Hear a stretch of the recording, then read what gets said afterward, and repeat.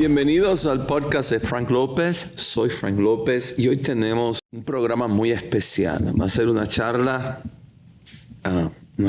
de Dios, una charla del poder de Dios, de las cosas que suceden en la vida, que todos pasamos por momentos difíciles, pero también cómo Dios es fiel, y cómo Dios restaura y cómo Dios capacita a un nivel superior después que pasamos por momentos difíciles. Es precisamente lo que Dios va a usar para llevarnos a otros niveles de ser instrumentos útiles en las manos de nuestro Señor Jesucristo. Y yo quiero darle la bienvenida a mi invitado especial, Juan Carlos Alvarado. Bienvenido, Juan Carlos. Gracias, Frank. Gracias por tenerme acá en el programa. Es un honor tenerte. Charlar. Charlar contigo, hablar tantas cosas contigo por tantos años. Tu música, tus canciones han tocado a tantas millones de personas. Y acabamos de terminar 2 servicios. Estamos grabando, precisamente hoy que estamos grabando, acabamos de terminar 2 servicios donde la adoración estuvo extraordinaria, la presencia de Dios, el respaldo del Espíritu Santo y tu voz más clara que nunca. ¿Cómo te sientes? Cuéntanos qué estás haciendo. Pues mira, Frank, ha sido una temporada impresionante. Quiero decir que Dios es tan fiel, tan perfecto, que en cada temporada de tu vida, aunque algunas son difíciles, Dios te prepara para lo que viene. Siempre cuando Dios hace algo, lo hace viendo en el futuro lo que viene. Y yo creo que este tiempo es el que más he disfrutado. Digo, estos últimos 4 o 5 años han sido años que hemos disfrutado como familia, como matrimonio, con mi esposa Jennifer, con mis hijos, con mi nieto, que tengo ya un nieto de 2 años y 4 meses. Ah, bueno. Entonces, como que la vida, Dios nos ha dado la oportunidad de disfrutarla a otro nivel. Por supuesto que eso se refleja también en el ministerio, lo que hacemos. Pero la garganta, la voz, todo lo que tiene que ver con la música es parte de lo que hacemos siempre. Y disfrutamos hacerlo. Cada vez que estamos en un lugar como tu iglesia preciosa, que tenía yo muchas ganas de conocerla, disfrutamos siempre estos tiempos. Porque no solamente se trata de cantar canciones, sino se trata de tener un tiempo con el cuerpo de Cristo, lo que cada congregación está viviendo, los procesos.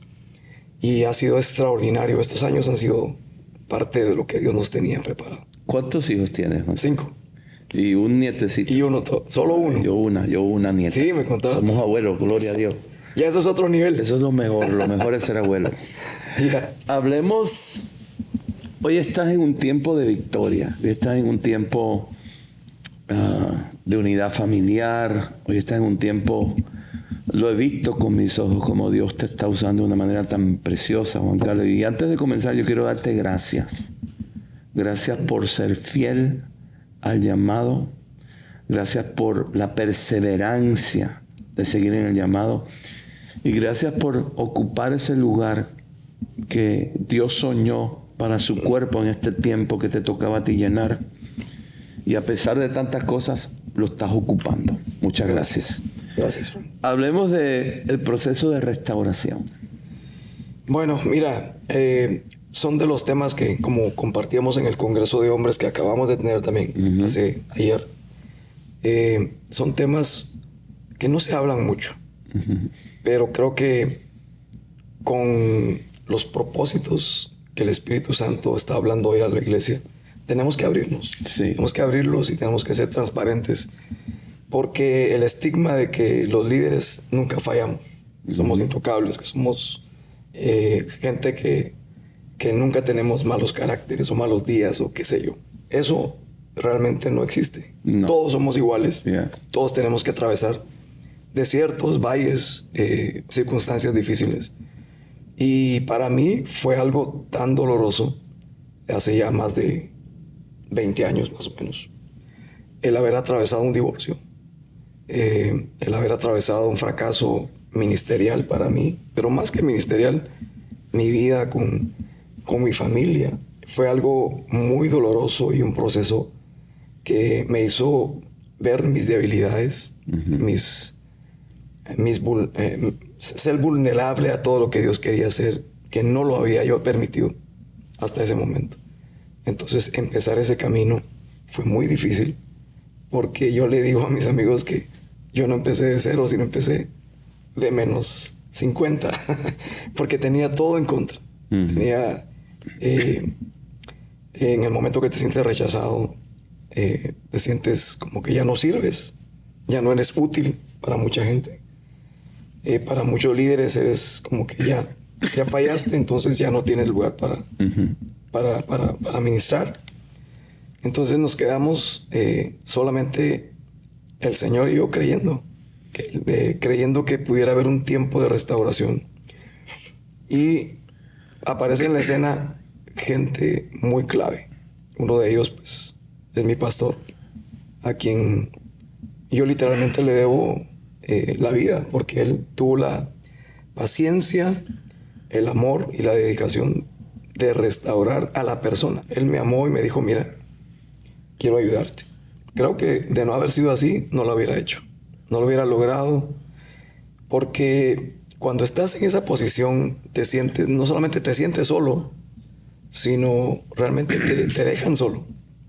Yo tenía muchísimos amigos y no los acuso para nada. Yo entiendo que cuando hay una situación de estas, es tan fuerte que muchos de ellos mejor se alejan. ¿Por qué? Quizá, ¿por qué se alejan si son tus amigos? Ahí voy. Creo que la amistad no era la amistad que tú creías. Porque la amistad verdadera, cuando viene la situación difícil, es cuando más te acercas. Exacto. Pero cuando no eres un amigo verdadero, lo que pasa es que dice, no quiero involucrarme porque me puedo ver mal.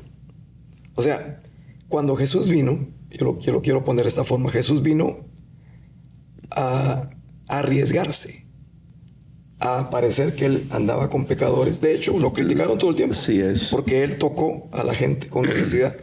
Y no le importó el que dieran. De hecho, lo criticaron todo el tiempo. Creo que los que no son tus amigos desaparecen. Y te dejan prácticamente, no solo, pero sí, quedan solamente algunos con propósito. Y afortunadamente tuve algunos de ellos que estuvieron ahí a mi lado. Me dijeron, mira, Dios lo va a hacer. ¿Qué consejo tú nos das, Juan Carlos, a nosotros los pastores? Cuando sucede algo así, con un ministerio tan importante, yo me acuerdo, tu ministerio era pionero y era... Todas las iglesias estaban cantando tu música, estábamos danzando tu música. O sea, siempre estábamos esperando. Llegó un momento que las iglesias esperaban que tú sacaras material nuevo para tener alabanza y adoración en su iglesia. ¿Qué tú nos aconsejas a nosotros los líderes cuando pasa algo así, ¿no? Como pasó contigo? ¿Cuál es la reacción correcta de tomar? Lo que yo creo que debemos de hacer como líderes, como pastores, es lo que hizo mi pastor. Por ejemplo, Vladimiro, él me buscó a mí y él me dijo, mira, voy a meterme en áreas de tu vida que necesitan ser ministradas. Él vino a ti. Él vino a mí. Él no huyó de ti. No, de hecho, tenía amigos pastores que prefirieron no estar involucrados. ¿Por qué? No sé. Pero yo creo que esa es una de las cosas que yo le aconsejaría a los ministros, a los líderes. No huyas o no quedes ausente de la situación de tu amigo, de tu líder, de tu oveja. La vara y el cayado son dos instrumentos que el pastor debe usar. No son muy bonitos porque conllevan dolor, corregir el camino, pero si no usas el cayado, no usas la vara, la oveja se puede morir. Pero el error como líderes es decir, no, ¿sabes qué? Te pongo en disciplina, como mucha gente hace. Sí. Pero, y te quedas alejado de mí 2 años. Pero la disciplina restaura, Juan Carlos.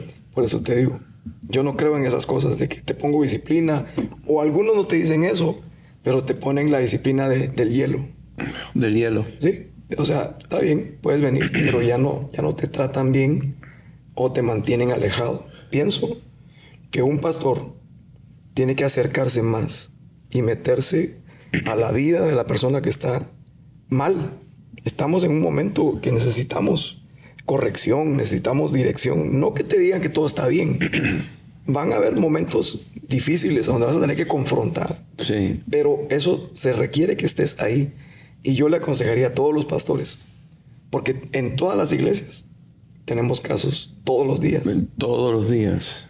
Y yo lo decía en el Congreso, hasta que te toca a ti, o a uno de los tuyos, o uno de los que tú amas. Entonces uno dice, no, tengo que restaurar. Pero es que para eso es la iglesia, para restaurar. Exactamente. No podemos huir de aquellos que cometen un error, porque nosotros somos los primeros que podemos estar en ese lugar, o como tú decías en el Congreso, un hijo, un esposo, un ser amado.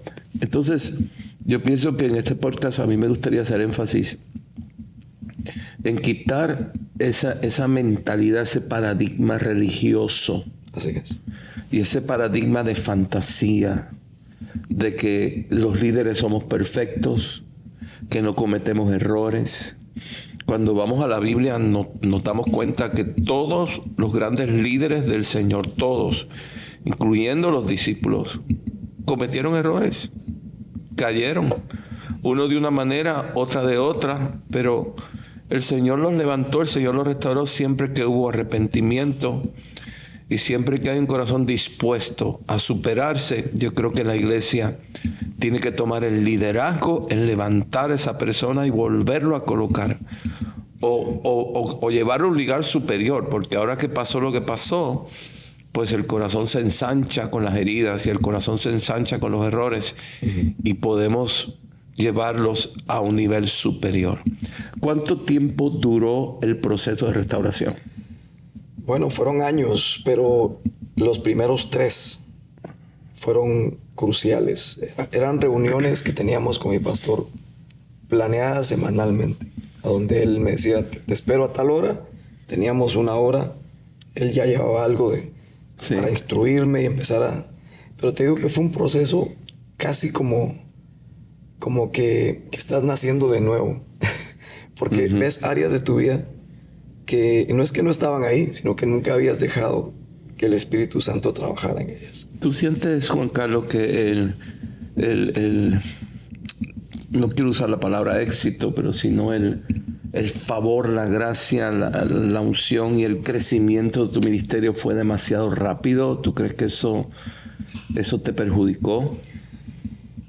Pues quizá no fue tan rápido, pero sí fue muy, muy de Dios. O sea, yo sentía que Dios estaba haciéndolo todo, pero el problema es que tú sabes que Dios está haciendo las cosas, pero uno confunde la gracia y el favor de Dios con tener un carácter de Dios, porque son 2 cosas distintas. Tú puedes tener un gran don y Dios te usa y decir, bueno, entonces todo está bien porque Dios me usa, pero cuando llegas a casa y hay un carácter que tú sabes que necesitas mucho trabajo, necesitas orientación, ahí es donde uno tiene que decir, ok, necesito corregir ciertas cosas. Y si uno no lo hace, yo por ejemplo huía de esas cosas.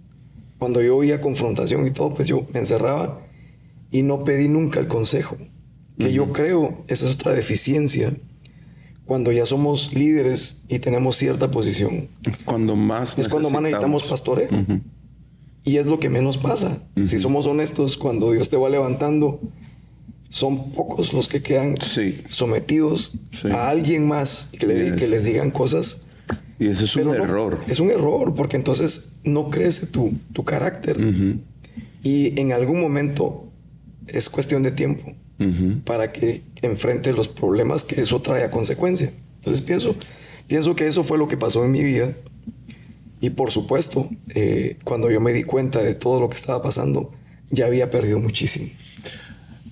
Pasaron 3 años de tú estar trabajando con tu pastor. Sí. Extraordinario pastor. Sí, Vladimiro Vázquez. Vladimiro Vázquez, me encantaría conocerlo, un hombre tremendo. A los 3 años, ¿qué pasa? A los 3 años, mi pastor me dice, mira, tienes que grabar Bueno, yo había escrito algunas canciones que no eran de alabanza y oración. Eran canciones de las que yo estaba viviendo, como por ejemplo, Fui yo quien te llamé, Amigo, aquí estoy. Canciones que no eran de alabanza, pero eran de un proceso. Y cuando el pastor me las oía cantar en el piano, en alguna reunión chiquita, porque yo no estaba ministrando en público, él me decía, tienes que grabar eso, tienes que ponerlo. Él te estaba empujando otra vez. Y yo le decía, no, esas canciones no son lo que yo hago. Pero esas canciones son las que la gente necesita escuchar. ¿Sí? Porque es un mensaje que, si bien es cierto, se toca muy por encima. Y como que le huimos, Frank, a esos temas. No, yo no quiero hablar de eso. Quiero hablar de victoria, de poder, de qué sé yo. Pero cuando hablamos de restauración es como un tema complicado. Y hay canciones ahí que hablan de eso, de la restauración, de la oportunidad de Dios, que Él es el que te llamó, y aunque te hayas equivocado y hayas pecado, Dios te puede levantar. De eso hablaban las canciones. Entonces, le hago caso a mi pastor, grabo ese disco y me doy cuenta que el feedback que yo recibo de la gente de ese disco es mayor que todos los discos que yo hice, incluidos los de Palabra en Acción. La gente empezó a escribir y me llamaba la atención que los emails, porque empezaba el email en aquel tiempo, llegaban y decían, hermano, esto no lo sabe nadie. De hecho, esto no se lo puedo contar a mi pastor porque me votan. Pero esto es lo que yo estoy pasando. Y me llegaban las cosas que yo decía, Dios mío, callamos porque tenemos miedo. Porque si yo abro mi corazón, lo que va a pasar es que me van a quitar la cabeza. Claro. Entonces no tenemos el ambiente de confianza para poder llegar con el pastor y decir, pastor, ¿sabes qué? Tengo problemas con esto. Abrir tu corazón, porque muchos pastores quizá no tienen el corazón de pastor, sino son líderes extraordinarios que están protegiendo. Pero si fallas, le fallaste a ellos. Sí. Entonces, ahí es donde está la diferencia, donde hay un pastor que ama la oveja y un líder que ama la organización. Porque si yo estoy protegiendo mi organización, yo le corto la cabeza y entonces, por amor a mi organización. Exacto. Pero si yo amo a la oveja, entonces no me importa nada de qué dirán. Es decir, aún la gente de afuera podrá decir, qué tremendo. De hecho, mi pastor me comentó después que a él lo paraban pastores y le decían, ¿por qué estás haciendo eso? ¿Por qué? Déjalo que él, imagínate, o sea, queriendo como desanimarlo a él por la hora que él se había metido en el buen sentido de la palabra. Él había tomado esa iniciativa porque Dios le había hablado. Y otra cosa es que él me dijo, yo lo voy a hacer porque hace muy poquito yo pasé una experiencia con mi hijo, me dijo el pastor. Se había identificado. Y él se identificó. Su hijo es amigo mío, tiene mi misma edad y le había pasado algo muy, muy similar. Entonces él dijo, yo lo voy a hacer. Y gloria al Señor que lo hizo, porque mira, yo vivo agradecido con Dios y con mi pastor, porque tenemos, creo yo, la iglesia necesita más pastores. Sí. Más pastores con el corazón de Jesús, porque Jesús a eso vino. Y todos lo sabemos, todos leemos las cartas, los evangelios, y sabemos que Jesús vino a restaurar al herido, a levantar al caído. Lo predicamos de misericordia, de perdón, pero cuando alguien falla, no sé qué pasa, como que lo esconden. Sí. Porque la iglesia, como que por proteger la institución, se disfrazan de una fantasía, porque la iglesia está llena de gente imperfectas. Si no hubiera imperfección, no hubiera iglesia. Por supuesto. La única razón que existe la iglesia de Jesucristo es por los pecadores. Si no hubiera pecadores, cerramos y no hace parte de iglesia. Y sabes una cosa, Juan Carlos, cuando vemos las estadísticas de las nuevas generaciones, tus hijos y ese nietecito lindo que Dios te dio, ellos vienen con un corazón que van a responder a la transparencia, pero vienen con un discernimiento que van a reconocer un disfraz. Así es. Por eso desde el altar, desde el púlpito, yo lo hago en mi iglesia. Yo siempre digo lo bueno, lo malo, lo que hice bien, lo que hice mal. Cuando un pastor nuestro un líder o una simple oveja, pues está pasando un momento difícil, haya sido culpa de esa oveja o no, nosotros, el equipo pastoral, tiene que reaccionar. No nos alejamos del que cae, nos acercamos del que cae, con el corazón de Jesús para restaurar, para sanar. Y sobre todo cuando hay alguien que está dispuesto, cuando hay alguien que dice, ayúdame, cuando hay alguien que está abriendo ayuda, esa es una extraordinaria oportunidad para mostrar la gloria y el poder y la misericordia de nuestro Señor Jesús.